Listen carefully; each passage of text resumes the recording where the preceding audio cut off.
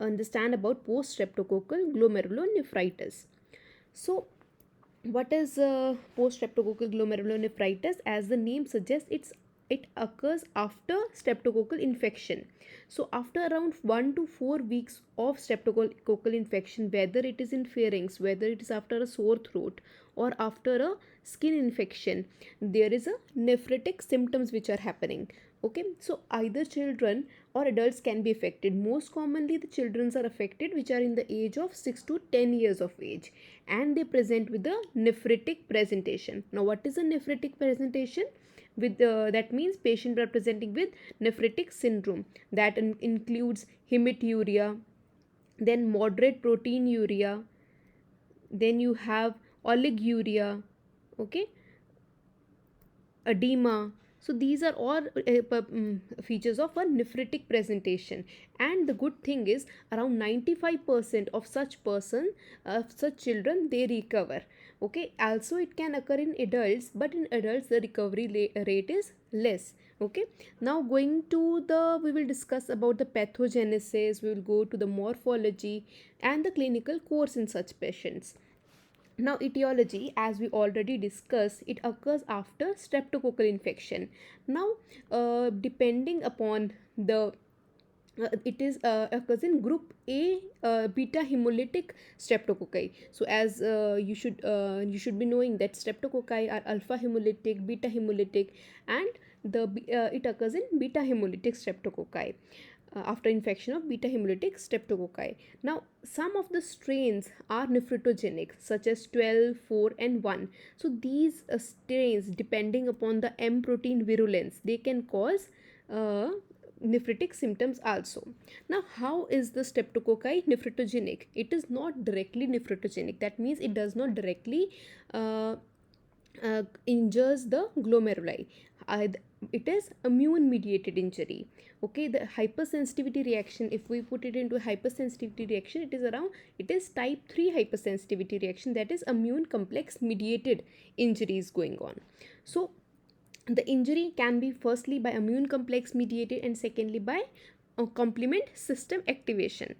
Now you should understand one more concept over here, that if this is a glomeruli and this is the your glomeruli, so what can happen? Firstly, it can happen that in body your antigen of streptococci plus antibody which the body is producing, it is forming immune complex. Now this immune complex from body, already formed immune complex, can go from here and get deposited in the glomerular basement membrane. So this is already formed immune complex which is going and depositing in the glomerular basement membrane.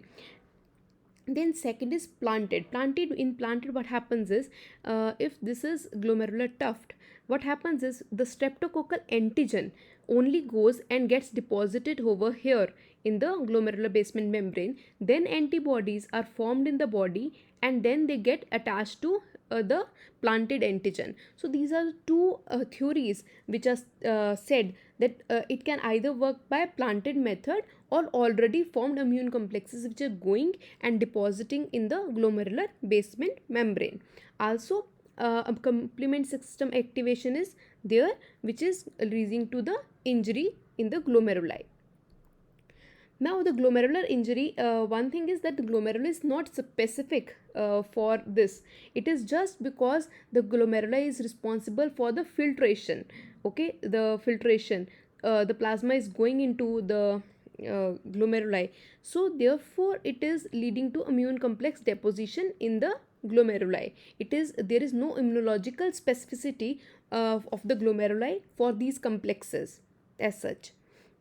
Now morphology, if we see the in the histology how this glomeruli will look like, this glomeruli look like an enlarged hypercellular glomeruli. So if you see in this diagram, this is a histological picture of a normal glomerulus and a glomerulus which is affected in PSGN. So here you can see the glomerulus is very nice, it has the cellularity is okay, but here you can see this is a enlarged, the size is large, and the cells, if you see the cells here, the cells are more. It's a hypercellular glomerulus. Why it's a hypercellular glomerulus? Because there are inflammatory cells which are present over here. You can see there are neutrophils which are present over here. Then there is proliferation of the endothelial cells, the mesangial cells. So these all are leading to a hypercellular glomerulus. So the hypercellularity is caused by leukocytes, neutrophils and monocytes, then proliferation of endothelial cell, mesangial cell, and in severe cases there can be a crescent formation. So when we will study the course of the disease, you will understand that 95% of the patient, of the children, they recover, but 5%, out of 5% also only 1% can go into RPGN. Okay, I have a separate video lecture for that also. You can see that. So 1% goes into RPGN, and in RPGN, the characteristic finding which we get on histology is crescent formation. So there in the severe cases, you can also see crescent formation in PSGN.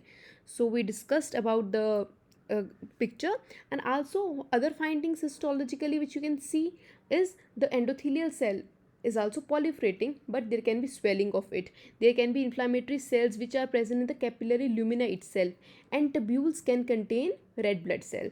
Now, one thing more important in the nephritic syndrome is presence of red cell casts.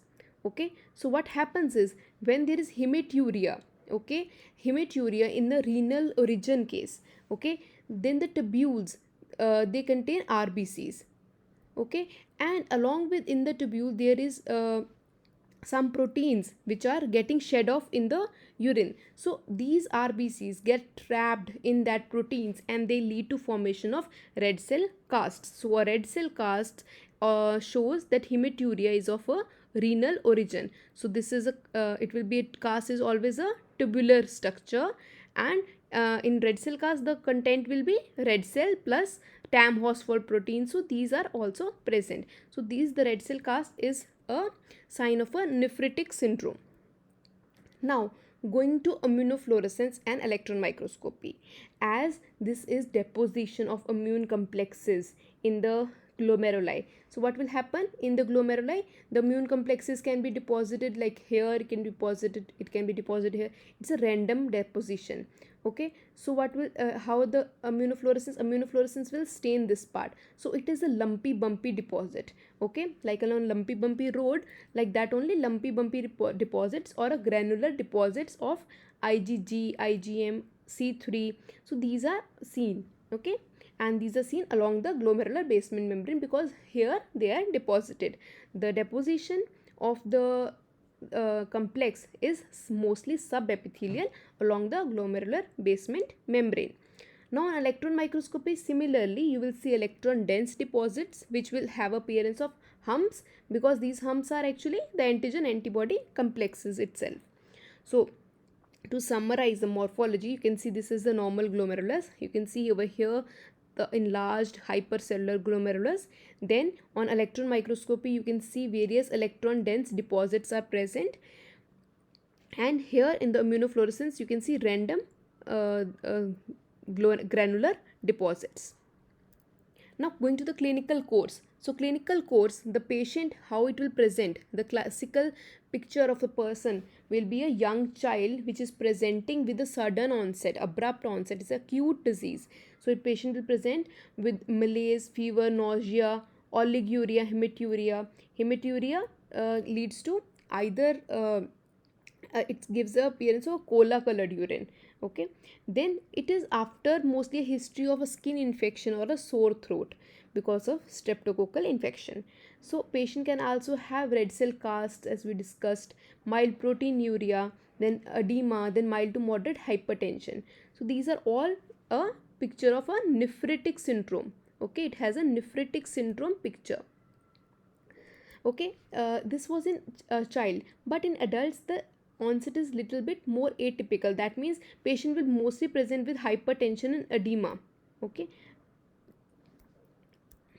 Then in laboratory findings, what you will see is there is increase in ASO titer, that is anti-streptococcal titers, and there is decrease in the C3 because the complement system is activating. Because of that, there is decrease in the C3 complement level, and few other complement levels are also decreased. Lastly, going to the course of the disease. So course, if we talk about children, then around 90 to 95% will recover, and only 1% will go into RPGN, that is very severe form of glomerulonephritis, and other will land up into chronic glomerulonephritis. But if we talk about adults, in adults the recovery is little less. It is around 60% will recover, and rest will go into chronic glomerulonephritis, and few of them will go into rapidly progressive glomerulonephritis. So this was all about the post streptococcal glomerulonephritis. Do ask any queries in the comment box. Thanks for watching.